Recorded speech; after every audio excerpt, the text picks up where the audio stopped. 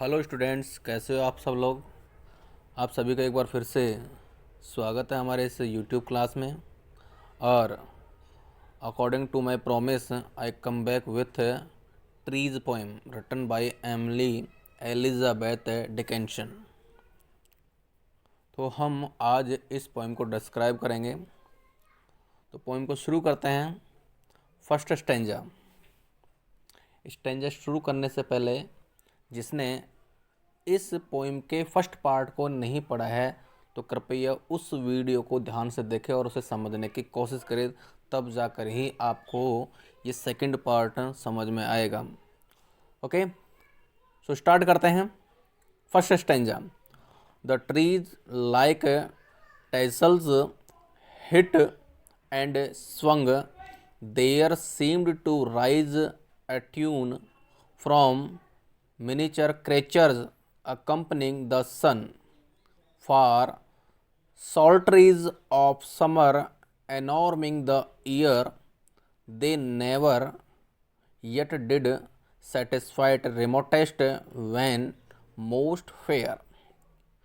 ये first stanza है और डिकिंसन के द्वारा लिखी गई पोएम है ये। तो इसका ट्रांसलेशन शुरू करते हैं। The trees like tassels. Tassels का मतलब यहाँ पर लटकते हुए आभूषणों से है। स्वंग मीन्स होता है लहराना, सीम्ड प्रतीत होना, ट्यून वॉइस होती है, और एक वर्ड है मिनिएचर क्रेचर्स जिसका मतलब होता है मधुमक्खियाँ और छोटे मोटे जो कीड़े होते हैं वो। सॉल्ट्रीज, जो साधु बाबा होते हैं वो प्रशंसा में जो गीत गाते हैं ना उसको सॉल्ट्रीज बोलते हैं। या कीट पतंगों का जो ये छोटे मोटे कीड़ मकोड़े होते हैं इनकी जो भिनभिनाट की जो आवाज़ है उसको भी हम सॉल्ट्रीज बोलते हैं। एनॉर्मिंग मीन्स होता है मोहित करना और रेमोटिस्ट मीन्स होता है लैश मात्रा। तो अब हम इसका ट्रांसलेशन शुरू करते हैं। पोइटिस डिस्क्राइब करते बोल रही है कि जो वृक्ष है, वृक्ष में लगी हुई शाखाएं फूंदनों की भांति टकराती हुई झूलने लग रही है। पोइटिस ये बताना चाहती है कि वृक्ष में जो शाखाएं है कि जब हवा चलती है तो वो शाखाएं इस प्रकार से प्रतीत होती है कि मानो कि उस पर फूंदने लटके हुए हैं और वो आपस में हवा की वजह से झूल रहे हैं और आपस में एक दूसरे से टकरा रहे हैं। आगे है There seemed to rise a tune from miniature creatures accompanying the sun, for solstice of summer enorming the year, they never yet did satisfy remotest when most fair। कि सूर्य के साथ आने वाले दिन के समय निकलने वाले जो छोटे छोटे छोटे जो कीट पतंगे हैं, कीड़े मकोड़े हैं, कि जब वो सुबह सुबह बाहर निकल कर आते हैं तो उनकी जो वॉइस है वो वॉइस एक मिली जुली की जो है, मतलब उनकी जो वॉइस है वो वॉइस इस प्रकार की मानो कि कोई धुन से निकल रही हो। आप लोग को पता होगा जब इवनिंग होती है, मॉर्निंग होती है, तो जो छोटे छोटे जो कीड़े मकोड़े होते हैं, चिड़िया की जो चहचहाने की जो आवाज़ होती है वो बड़ी प्रिय लगती है। तो उसी प्रकार से जो पोइटेस है वो भी यही बताने का प्रयास कर रही है कि सुबह होते ही छोटे छोटे जो क्रेचर्स हैं उनकी जो मिली जुली आवाज़ है उस आवाज़ से एक प्रकार की धुन निकलती हुई प्रतीत होती है। और वो जो धुन है ना वो गर्मी में दूर से आती हुई कानों को मोहित कर देने वाली होती है। यहां पर पोइट इंडिकेट कर रही है सॉल्ट्रीज ऑफ समर एनॉर्मिंग द ईयर। वो कह रही है कि वो जो वॉइस जो कानों को मोहित करती है वो उसी प्रकार से प्रिय लगती है जैसे कि सुबह के समय में जब वो भाट होता है, जो साधु होता है, जोगी होता है, जब हमारे घर के सामने आकर वो गाना गाकर कुछ मांगता है तो उसका जो भजन होता है वो हमारे कानों को प्रिय लगता है। उसी प्रकार से सुबह सुबह वो सभी छोटे मोटे जो जीव जंतु हैं, जो कीड़े मकोड़े हैं, जो प्राणी हैं, उनकी आवाज़ भी हमको बड़ी प्यारी लगती है। आगे है they never yet did satisfied remotest when most fair. फिर भी उस दूर से आते हुई जो कानों को प्रिय लगने वाली आवाज से वो संतुष्ट नहीं हुए हैं। अब वे का मतलब यहाँ पर वो छोटे मोटे जीव ही हैं, मतलब का ये है उसका कहने का कि भाई सुबह सुबह या शाम के समय में जो छोटे छोटे जो क्रिएचर्स होते हैं, जब उनकी जो भिनभिनाने की आवाज़, उनकी बोलने की जो आवाज़ है, वो आपस में वो आवाज़ एक दूसरे को ही संतुष्ट नहीं कर पाती है। हमको तो प्यारी लगती है, लेकिन वो जो आवाज़ है वो आपस में एक दूसरे को संतुष्ट नहीं कर पाती है। कहने का मतलब ये है, पोइटेस ने यहाँ पर एक बात बताई है कि जो ट्रीज़ होते हैं, उस ट्रीज़ में जो शाखाएं होती है, उन शाखाएं एक फूंदनों के लटकने के समान होती है, और उस ट्रीज़ में छोटे मोटे जो जीव जंतु हैं उन्हीं के बारे में वह यहाँ पर बात कर रही है। ओके, चल दो सब शुरू करते हैं second stanza. The sun shone whole at intervals, then half, then utter hid, as if himself were optional, and had states of cloud sufficient to unfold him eternally from view, except it were a whim of his to let the orchards grow। कुछ word हैं जिनका spelling बता रहा हूँ। Intervals मतलब होता है gaps, अंतराल। अटर पूर्ण रूप से, एब्सोल्युटली। ऑप्शनल का मतलब इच्छा के अनुसार है, अकॉर्डिंग टू विल। स्टेट्स इसका मतलब होता है अपनी जागीर, land in possession. Okay. Sufficient का मतलब आप लोग जानते हो पर्याप्त होता है। एनफोल्ड का मतलब भी मतलब किसी चीज़ को ढक लेना। और एटर्नली मीन्स होता है शाश्वत। व्यू दृष्टि होती है। वीम सबसे इंपॉर्टेंट वर्ड है वीम, जिसका मतलब होता है सनक या मन की कोई लहर। तो अब हम इस स्टेंजा का ट्रांसलेशन शुरू करते हैं। इस स्टेंजा में जो पोइटेस है वो गर्मी के समय को इंडिकेट करते हुए बता रही है कि गर्मी के समय में क्या क्या होता है। कि गर्मी के समय में कभी सूर्य पूरा निकलता है तो कभी आधा निकलता है, और कभी कभी ऐसा भी होता है कि सूर्य पूरी तरह से छिप जाता है। As if himself were optional and had states of cloud. और यह करना उसके लिए एक इच्छा अनुसार है। मतलब ये सब कुछ हम सोचते हैं कि ये है ना सूर्य अपनी इच्छा के अनुसार कर रहा है, लेकिन ऐसा नहीं है।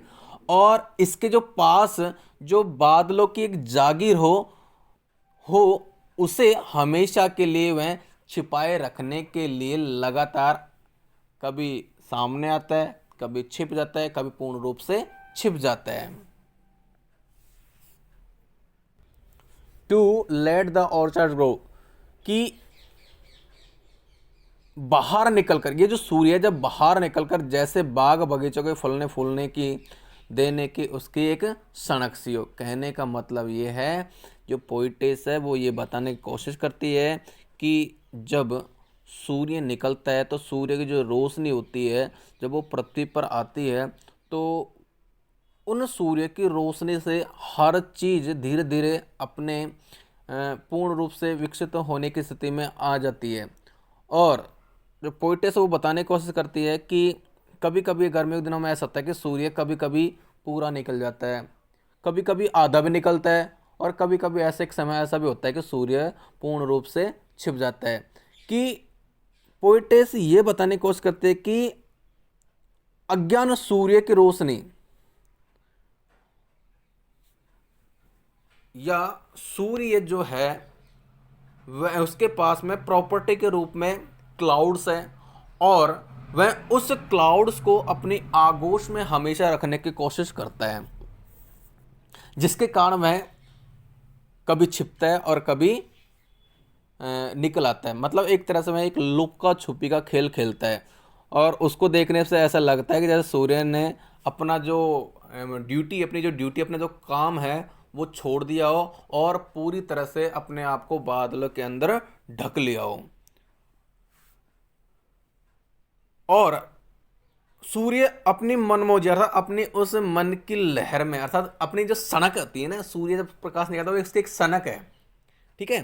तो उसके कारण फलों के जो बाग फल जो बगीचे हैं उसके जो पेड़ पौधे हैं उसको भी वह प्रकाशित करना भी भूल जाता है, जबकि उसका जो मोरल ड्यूटी, उसकी जो ड्यूटी होती है वो ये होती है कि सभी चीज़ों को प्रकाशित करना, सभी चीज़ों को पर्याप्त रूप से रोशनी देना, लेकिन वह क्लाउड के चक्कर में उन बातों को भूल जाता था। तो पोइट्री ये सब हमको डिस्क्राइब कर रही है। Okay, third stanza, a bird sat careless on the fence. Fence means होती है चार दीवारी। One gossiped in the lane, gossip फालतू की बातें करना। On silver matters charmed a snake just winding round a stone. तो यहां पर पोइट बता रहे कि एक जो पक्षी वो लापरवाह होकर चार दीवारी पर जाकर बैठ गया और गले में जाकर फिजूल की बातें करने लग गया। On silver matters charmed a snake just winding, winding means होता है घड़ी डाल के बैठना सांप का। Charmed a snake just winding round a stone, और एक पत्थर के चारों ओर, जो स्नैक होता है वो एक पत्थर के चारों ओर लिपट कर धूप के सूर्य के सामने धूप सेकने के लिए बैठ गया। ये तो इसका एक ट्रांसलेशन हुआ। ओके, अब जो पोइटेस है वो इसका एक्सप्लेनेशन करते हुए बता रही है कि जंगल के दो जानवर होते हैं, एक तो पक्षी मान लीजिए और दूसरा मान लीजिए स्नैक, सर्प मान लीजिए, सांप मान लीजिए, ठीक है ना। वो इस लुक्का छुपी वाले सूर्य की इस खेल में वो आकर्ष तरीके से यहाँ पर वो वर्णन करते बता रही है कि चारों तरफ हलचल का वातावरण होने के कारण एक जो बर्ड होता है वो लापरवाह होकर अपने घोंसले में न बैठकर बाहर चार दीवारी पर आकर बैठ गया और वहां आकर फिजूल की बातें कर रहा है। उसी प्रकार एक सांप भी पत्थर पर कुंडली मारकर, मतलब उसका ये मतलब उसको सांप को पत्थर पर बैठना चाहिए था, लेकिन वो सांप भी अब लापरवाह हो जाता है और वो क्या करता है कि वो उस पत्थर के चार ओर कुंडली मारकर बैठ जाता है। तो उसका जो स्थान है ना वो एक चांदी के जो एलिमेंट्स तत्व होते हैं ना उसने ले लिया। कहने का मतलब ये है कि जो गोल्ड वगैरह सिल्वर वगैरह ये जो चीज़ें होती है ना, तो कोई सांप होता है तो उसके चारों ओर घड़ी डाल के बैठ जाता है। तो उसी प्रकार सांप भी उस पत्थर के चारों ओर कुंडली मारकर बैठ गया और धूप सेकने लग गया। पॉइंट का मीन ये है कि पक्षी का जो नेचुरल जो निवास स्थान है वो जंगल है, लेकिन वो जो पक्षी है बादलों के संरक्षण में वह अपने उचित स्थान को भूल जाता है। सांप भी चालाक लोगों को संकेत करता है। ओके, ठीक है। Last stanza, bright flowers slit A calyx and सोड upon A stem like hindered flag sweet hosted with spices in the ham. 'Twas more I cannot mention how mean to those that see Van Dyke's delineation of nature's summer days. कुछ वर्डों का spelling का अर्थ है। Slit means होता है चीरा लगाना, calyx बाहर बाह्य दलपुंज मान लीजिए, सोड का मतलब होता है सिर निकालना, स्टेम मीन्स होता है स्टम्प तना, हाइंडेड फ्लैग्स मीन्स होता है छिपा हुआ क्रोध या बंद झंडे बोल सकते हैं, होस्टेड मीन्स होता है पैराना, और डेलिनेशन मीन्स होता है डिस्क्रिप्शन करना, वर्णन करना। तो यहाँ पर जो पोइटेस है वो वर्णन कर रही है वो भी डिस्क्रिप्शन ही कर रही है। तो पोइटेस से डिस्क्राइब करते बोलते कि ब्राइटेस्ट फ्लावर स्लिट ए कैलेक्स कि जो सुंदर फूल है उन्होंने भी सुंदर फूलों ने भी अपने दल पुंजों को फाड़ दिया है और अपने तनों पर लहराने लगे हैं। और वे फूल अपने जो स्टम्प्स हैं, जो तने हैं, उन पर लहराने लगे हैं जैसे बंद झंडों खोल दिया हो और वो झंडे अब हवा की वजह से फड़फड़ाने लग गए हैं। अर्थात वो फूल भी अब तने पर निकल कर लहराने लगे हैं और लहराते हुए अपनी खुशबू को छोड़ रहे हैं। आगे और बता कि पोइटस कह रहे हैं कि आगे और बहुत कुछ भी है कि मैं इस बात को आप लोगों को नहीं बता सकती, लेकिन यह उन लोगों के लिए कितना कम है जिन्होंने एक वेंडा का एक मीन्स होता है मतलब एक चित्रकार का नाम था, उसको वेंडा जिसका नाम था वेंडा। तो कह रही है कि जिन्होंने उस चित्रकार के प्रकृति के ग्रीष्मकालीन दिल का जो वर्णन है उसको देखा हो, वो ही इस बात को समझ सकता है। पोइटेस का मीन ये है कि चमकीले फूल मानव की तृष्णाएं हैं। पोइटेस ने यहाँ पर इंडिकेट कर रहा है कि सुंदर फूल है अपने दल पुंज को फाड़ दिया है, तो उसी प्रकार वो कह रहे हैं कि जो चमकीले जो सुंदर जो फूल है ना, वो मानव की इच्छाएं हैं, लालसाएं हैं, जो अराजकता की स्थिति में अनियंत्रित रहती है। दूसरा है कि जो चमकीले जो फूल हैं वो कलियों से बाहर निकलकर तने पर ऐसे लहरा रहे हैं जैसे बंद झंडे को खोलकर पहना दिया गया हो। और अब वो जो बंद झंडा है ना, वो अब गलत दिशा में लहराने लग रहा है। वो किसकी वजह से? एयर की वजह से, हवा की वजह से। अर्थात भावनात्मक क्रोध को वह प्रकट करता है जिसके कारण हिंसा होती है और बहुत से ऐसे गलत कार्य होते हैं। तो जो पोइटिस है वो कहती है कि प्रकृति और ट्रीज अर्थात वृक्ष और गर्मी ऋतु के दिन का वर्णन करने के लिए मेरे पास में काफ़ी कुछ है, लेकिन मैं उन सब बातों के बारे में ज़्यादा नहीं कहना चाहती। तो ये सब कुछ पोइटिस ने इस पोइम में ट्रीज में वर्णन किया है।